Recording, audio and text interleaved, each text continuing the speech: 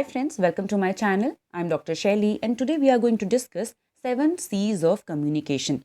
Communication is a very important part of our lives and today we are going to talk about speech. Speech is basically an oral form of communication. आप सभी ने speech अपने school time पे देखी होगी और कईयों ने तो दी भी होगी। जब भी इंडिपेंडेंस डे या रिपब्लिक डे होता था तो अलग अलग महापुरुषों के ऊपर कई सारे लोग स्पीच देते थे एंड स्कूल के principal also use to give us speech. So this is an oral form of communication. Oral मतलब that it will be in words and we have to speak it. Communication के दो form होते हैं generally, एक होता है verbal और एक होता है नॉन वर्बल। तो नॉन वर्बल में तो साइन लैंग्वेज और सिंबल्स ये सब आ जाते हैं जिसमें वर्ड्स नहीं होते हैं बट साइन और सिंबल्स यूज़ होते हैं। पर जो वर्बल कम्युनिकेशन होता है उसके दो पार्ट्स होते हैं, एक होता है रिटन और दूसरा होता है ओरल। तो हम यहाँ पे जो ओरल फॉर्म ऑफ कम्युनिकेशन है स्पीच, उसके बारे में बात करेंगे। स्पीच के 3 इंपॉर्टेंट पार्ट्स हैं। पहला है कंटेंट, कि आप स्पीच किसके बारे में देने वाले हो या क्या आपने स्पीच में बोलना है, ठीक है, कि क्या आप स्पीच बोलोगे। Second is audience. ऑडियंस मतलब कि वो कौन लोग हैं जो आपको सुनने वाले हैं। थर्ड इज डिलीवरी, कि आप अपनी स्पीच किस वे में प्रेजेंट करेंगे कि वो ज़्यादा से ज़्यादा लोगों के समझ में आए और ज़्यादा से ज़्यादा लोग उसे इन्जॉय करें। So the first thing we are going to discuss in detail is the content. जो हम बोलने वाले हैं अपनी स्पीच में या किसके बारे में हम बोलने वाले हैं वही आपका कंटेंट है। कंटेंट को लिखते समय आपने क्या चीज़ ध्यान में रखनी है कि एक्चुअली में मेरा पर्पस क्या है, मैं लोगों को क्या बताना चाहता हूँ। Suppose you are going to talk about Mahatma Gandhi और you are going to talk about global warming. तो आपका पर्पस क्या है कि लोगों को ग्लोबल वार्मिंग के बारे में अवेयर करना, क्योंकि एक पर्पस जब तक आपके माइंड में रहेगा तो आप अपने टॉपिक से इधर उधर नहीं भटकोगे। ये आपके माइंड में क्लियर है कि आपको ग्लोबल वार्मिंग के बारे में बात करनी है और लोगों को ज़्यादा से ज़्यादा उसके बारे में अवेयर करना है। तो कहीं भी अगर इन केस अगर आप भूल भी जाते हैं कि आपको क्या बोलना था, या स्पीच में कई बार होता है कि लोग नर्वस हो जाते हैं, तो you can come back to the point that we need to aware people about global warming और हमें इन चीज़ों का यूज़ कम करना चाहिए इस तरह से। Second is B concise. Speech बहुत लंबी नहीं होनी चाहिए। हमने कई बार स्कूल टाइम पे ऐसे वक्ताओं को भी सुना है कि जो लोग बहुत देर देर तक अपनी स्पीच देते थे and the students use to get bored. तो आप लोगों को बोर नहीं फील कराना चाहते हैं और अगर आप चाहते हैं कि लोग आपके भाषण के समय पूरे टाइम बैठे रहें, then you need to be very concise as well. इसका मतलब ये नहीं है कि बहुत ज़्यादा शॉर्ट में बताना है, but it should have an appropriate length. Third is well organized. इसका मतलब है कि आपकी स्पीच के 3 पार्ट्स होने चाहिए।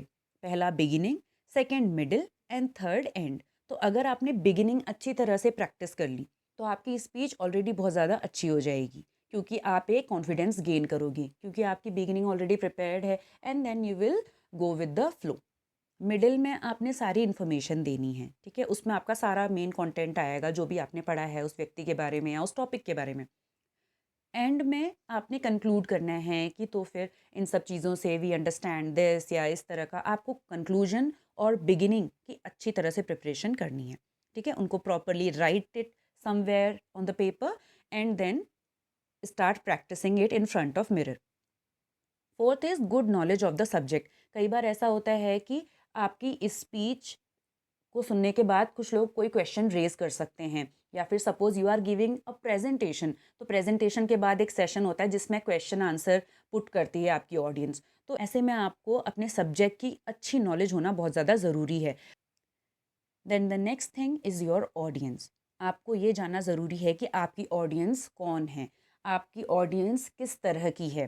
क्या वो कोई गांव के लोग हैं, या फिर वो आपके स्टूडेंट्स हैं, या वो आपके बॉस हैं जिनके आगे आपको प्रेजेंटेशन देना है। तो आपको अपने ऑडियंस के बारे में पता होना चाहिए so that you are able to talk to them, you are able to connect with them, और आप वो लैंग्वेज यूज़ करो जो उनको समझ में आती है, ठीक है। Maybe your audience is not able to understand English language और आप इंग्लिश में अपनी स्पीच दे रहे हो, तो ऐसे में क्या होगा कि लोग आपसे कनेक्ट नहीं करेंगे।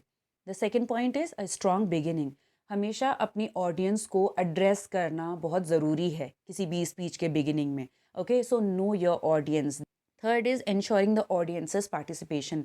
कई बार कम्युनिकेशन एकदम वन वे हो जाता है स्पीच में और सामने वाला व्यक्ति बिल्कुल रिस्पॉन्ड नहीं करता, ठीक है, आपकी ऑडियंस बिल्कुल पार्टिसिपेट नहीं कर रही है। इसका मतलब है कि बिल्कुल आपकी स्पीच से कनेक्ट नहीं कर पा रही है और समझ नहीं पा रही है। और आप देख रहे हो लोगों को कि maybe they are becoming disinterested in whatever you are saying, ठीक है। तो ऐसे में आप can ask them some question और you can give them some idea to think about कि क्या आपने कभी ऐसे सोचा है, क्या आपने कभी ऐसे देखा है। तो इस तरह की चीज़ों से क्या होता है कि आपकी ऑडियंस आपकी स्पीच में इंटरेस्टेड हो जाती है। Next is informal touch. तो आपकी जो स्पीच है बहुत ज़्यादा फॉर्मल नहीं होनी चाहिए, बहुत ज़्यादा फॉर्मेलिटी नहीं होनी है उसमें, ठीक है। आप कोई छोटी मोटी स्टोरी उसमें इंक्लूड कर सकते हैं, कोई किस्सा वो आप इंक्लूड कर सकते हैं, just to make your speech interesting. And you can also talk about the incidents from your daily life. Next is conversational tone. हमेशा स्पीच में कॉन्वर्जेशनल टोन होना बहुत ज़रूरी है। अगर आप एक मोनोटोनस वे में ही अपनी स्पीच बोलते जाएंगे तो मे बी आपकी audience will lose connection with you and with your thoughts. क्या आप उस बात कि आप किस बारे में बात कर रहे हैं, ठीक है। तो हमेशा try to have a conversation with your audience. Next is use good humour. तो अपनी ऑडियंस को अपनी स्पीच में इंटरेस्टेड रखने के लिए you can have 1 or 2 jokes. बहुत ज़्यादा हंसी मजाक भी नहीं करना है कि आपकी ऑडियंस जो एक्चुअल मोटो है आपकी स्पीच का उसे भूल जाए, but you can put this eight one place और द अदर। जब भी आपको लगे कि आपकी ऑडियंस बहुत ज़्यादा बोर हो रही है तो आप 1 या 2 जोक्स बीच में क्रैक कर सकते हैं। Third thing is the delivery. ये सबसे इम्पॉर्टेंट पार्ट है और इसी से सबसे ज़्यादा लोगों को नर्वसनेस भी होती है। जब भी हम डायस पे जाते हैं, आगे स्टेज पे जाते हैं, तो कई लोगों को स्टेज फियर होता है and it shows up on your face. तो हमें ऐसी चीज़ों से बचना है और उसके लिए आपने क्या करना है, जो आगे के 2 पॉइंट हैं उनको बहुत अच्छी तरह से प्रिपेयर करना है, ठीक है। पहला कंटेंट, जब आपको अच्छी नॉलेज होगी तो आप अच्छी तरह से उस अपनी बात को कह भी पाएंगे और लोगों के डाउट्स को क्लियर कर पाएंगे। सेकंड है आपका ऑडियंस। अगर आपको आपकी ऑडियंस पता है तो आप अपनी स्पीच उसी हिसाब से फॉर्म करोगे and it will become very easy for you to present everything, okay. अब जो थर्ड चीज़ है डिलीवरी, इसमें स्टेज फियर की तो बात मैंने कर ली। पहला है be clear, you need to be very clear in your thoughts. Second is speak slowly. कई बार हम लोग नर्वसनेस में बहुत जल्दी जल्दी बोलने की कोशिश करते हैं और हम सोचते हैं कि हम अपने आप को एकदम फ्लुएंट दिखाएं, but fluency is not about speaking very fast. आपको धीमे धीमे बोलना है, ठीक है। Take pauses in between your sentences और ऐसे नहीं बोलना है कि जैसे आप सब चीज़ें रट के आए हो। पहले आप खुद उस चीज़ को समझो और उसके बाद उस चीज़ को आप बोलो। आपके माइंड में अगर एक फॉर्मेट होगा ना, वही जो मैंने आपको बताया था कि एक बिगिनिंग मिडिल और एंड वाला, तो उसमें क्या होता है, आप कभी भी टॉपिक से इधर उधर भटकते नहीं हो। और इन केस अगर आप सब कुछ भूल भी गए अपनी स्पीच के मिडिल में, यू कैन कंक्लूड, क्योंकि आपका कंक्लूजन ऑलरेडी रेडी होगा, ठीक है। आप हमेशा उसकी प्रैक्टिस कर रहे थे ऑलरेडी कई दिन से और आप वो उस समय एट दैट पॉइंट बोल दोगे, तो आपकी स्पीच एक तरह से कंप्लीट हो जाएगी। Next is use correct body language. देखो बॉडी लैंग्वेज जो है वो एक बहुत बड़ा टॉपिक है, इसके बारे में किसी और वीडियो में डिटेल में बात करूंगी मैं।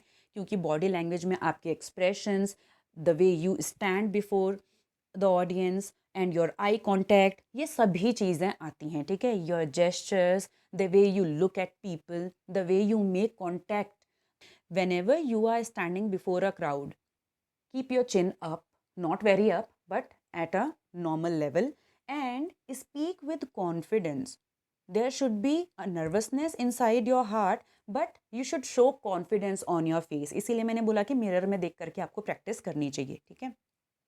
Now eye contact. Eye contact बहुत ज़्यादा इंपॉर्टेंट है। कई बार हम क्या करते हैं, एक ही तरफ की ऑडियंस को देख करके बात करने लगते हैं, या फिर ऑडियंसेस में से भी किसी एक ही व्यक्ति को देख करके हम स्पीच देने लगते हैं, जो कि नॉर्मली होता है, बहुत सारे लोगों के साथ होता है। बट आपको क्या प्रैक्टिस करनी है कि आप अपनी आइज़ ऊपर सीलिंग फैन पे ना देखें, नीचे ज़मीन में भी ना देखें और किसी एक पर्टिकुलर पर्सन को भी देख करके अपनी स्पीच ना बोलें, but you need to keep an eye on everyone, ठीक है। आपको सबको देखना है और सभी को कवर करना है, ठीक है। Then be confident. ये मैंने बताया है कि ये की है। कई बार लोग बहुत अच्छी स्पीच नहीं देते हैं, but it is actually there confidence which actually makes there speech very good, ठीक है। तो confidence is something that you actually achieve after a long time, ठीक है। पहली बार में आपको स्टेज पे जाने में डर लगेगा, पर धीरे धीरे आपका ये डर खत्म होता जाएगा। और इसके लिए क्या चाहिए कि आप बार बार स्टेज पे जाएं और जब भी आपको मौका मिले यू गिव अ स्पीच और एन ओरल प्रेजेंटेशन और स्पीक बिफोर योर फ्रेंड्स। तभी आपको कॉन्फिडेंस आएगा। आप एक चीज़ और कर सकते हैं कि जब भी आप अपने फ्रेंड्स के साथ बैठे हैं किसी ग्रुप में, ठीक है, खाली टाइम पे, या फिर आप अपनी फैमिली के साथ हैं शाम को या रात को, तो आप उनको बोल सकते हैं कि मैं इस टॉपिक पे मैंने प्रिपेयर किया है and please listen to my speech, और मुझे बताओ कि मेरी क्या गलतियाँ हैं। तो ऐसे में वो लोग जब आपकी गलतियाँ आपको बताएंगे तो उससे आपको डिसहार्टन नहीं होना है, but you need to work on them, okay, and this will gain you confidence. Now coming to the central topic of our video. It is the 7 C's of communication. तो first is be clear. Be clear का मतलब है कि there should be clarity of thought in your speech. ठीक है, आपका thought clear होना चाहिए. Second is be concise. Concise का मतलब है brief होना, बहुत लंबी लंबी स्टोरी आपने नहीं बतानी है, अदरवाइज आपकी ऑडियंस क्या है, बोर हो जाएगी. Third is concrete. Concrete का मतलब है that you need to bring up facts and important ideas, ताकि आपकी स्पीच जो है वो बहुत ज़्यादा रिलायबल हो जाए. ठीक है, it should be believable. Fourth is be correct. जो भी आप फैक्ट वहाँ लेकर के आते हैं, जो भी आप स्टैट या फिर कोई भी डेटा जो आप प्रेजेंट कर रहे हैं, वो करेक्ट होना चाहिए, गलत नहीं होना चाहिए. वरना कई बार ऐसा होता है कि आपकी ऑडियंस में से कई लोग ऐसे बोलते हैं कि नहीं सर ये डेटा गलत है और इस तरह की चीज़ें, तो ये नहीं होना चाहिए. So do proper research. Then next is coherent. Coherent का मतलब है कि there should be coherency in your speech. First there should be beginning, then a middle and then conclusion. ठीक है, तो एक कोहेरेंसी होनी चाहिए थॉट की. इसका एक और मतलब भी है कि जब भी आप किसी टॉपिक के बारे में बात कर रहे हैं, suppose you are talking about pollution, तो पॉल्यूशन में पहले आप ये बताओगे कि क्या पॉल्यूशन है, देन आप बताओगे कि पॉल्यूशन किस किस तरह का होता है, फिर आप बताओगे कि क्या उसके कारण हैं, then you will come to its remedies कि हम किस तरह से इस चीज़ को कम कर सकते हैं, and then you will talk about the moral responsibility कि हमारी क्या रिस्पॉन्सिबिलिटी है, विच इज़ योर कंक्लूजन. ठीक है, तो एक कोहेरेंसी ऑफ थॉट होनी बहुत ज़्यादा ज़रूरी है, एक यूनिटी होनी चाहिए आपके कंटेंट में. Next is complete. मतलब कि कंप्लीट होना चाहिए सब कुछ. ऐसा नहीं कि आपने सिर्फ ग्लोबल वार्मिंग के बारे में बात की, पोल्यूशन के बारे में बात की, उसकी क्या रेमेडीज़ है, हमारी क्या रिस्पॉन्सिबिलिटी है, उसके बारे में बात ही नहीं की. तो it should be complete as well. Then the last thing is be courteous. जब भी आप स्पीच देते हैं, ऐसा नहीं लगना चाहिए कि आप बहुत ज़्यादा एरोगेंट हैं या आप लोगों के ऊपर अपनी ओपिनियन थोप रहे हैं कि नहीं यही सही है, यही होना चाहिए. ऐसे नहीं करना है. Give them space to think. If you are trying to move your audience towards some idea, तो आपको लॉजिक यूज़ करना पड़ेगा. ठीक है, you can not use aggression. या अगर कभी भी कोई आपसे कोई उल्टा सीधा क्वेश्चन पूछता है ऑडियंस में से, you need to be polite. और वैसे भी being polite is something that is an asset to your personality. तो आपको हमेशा क्या होना चाहिए, पोलाइट होना चाहिए लोगों के लिए और कर्टियस होना चाहिए. Give everyone respect. Do not criticise anyone in your speech. Okay, and be courteous, be polite. So these are the 7 C's of communication. I hope आज के वीडियो में आपको अच्छी तरह समझ में आया होगा जो भी चीज़ें हमने डिस्कस की, कि व्हाट इज़ अ स्पीच, और स्पीच देते समय आपको किन चीज़ों का ध्यान में रखना चाहिए, और the 7 C's of communication. So thank you very much. If you enjoyed watching this video, please like, share and subscribe. Thank you so much.